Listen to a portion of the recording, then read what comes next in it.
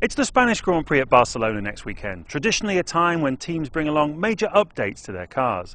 One of the teams with the most to gain is Lotus. They're targeting 1.5 to 2 seconds a lap from their update pack. So I've come down to Norfolk to find out how far ahead it was planned and what exactly this update consists of. When we got the entry in September, it was clear that the deadlines to get the car for the first race were so tight that we had to make a lot of very early design decisions, which meant we'd sort of compromise on performance. So really, from our development programme, the Barcelona update was always the first major step. Well, aerodynamically, it's a big update. We've got a new front wing, new rear wing, new diffuser, new side pod inlets, new front brake ducts, new rear brake ducts, new turn-in vanes. So the one major change is the front wing. It's a totally different concept of front wing, but really it's every part of the car. And what sort of time are you looking for this to give you on the stopwatch? Aerodynamically, it's over a second.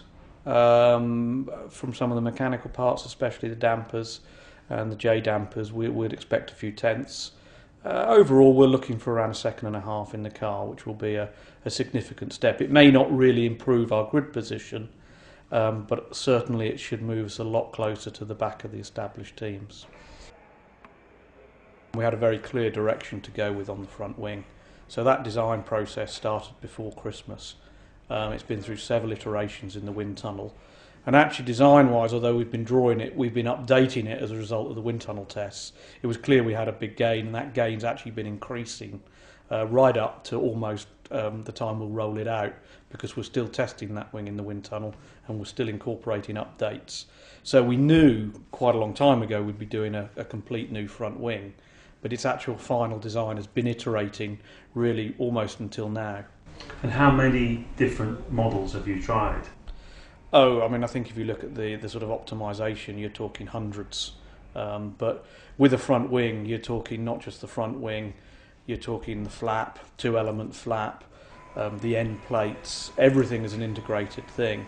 And each of those areas will have done 20, 30 different optimisations, and will have done that 2 or 3 times.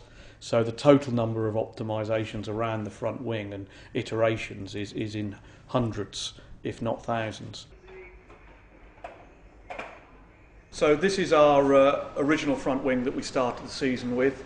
We're not actually allowed to change the nose box because that's a homologated crash structure.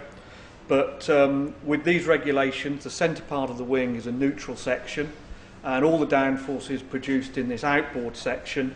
We've got an adjustable flap and lots of additional sort of flow devices, because you're trying to control how the air flows around the front tyre, because obviously the rest of the car and critically the diffuser is operating in the wake from this front wing.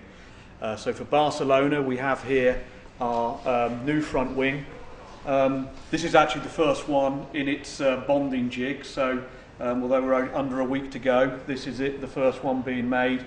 You can see this is a much more sort of streamlined, integrated structure. We've still got the end plates to add on, but it's a much cleaner aerodynamically front wing, and not just creating more downforce, but obviously a much cleaner wake structure, so that the rest of the car is operating in cleaner air. And the effect of this wing on its own, we think, is worth roughly around 1/2 second of lap time.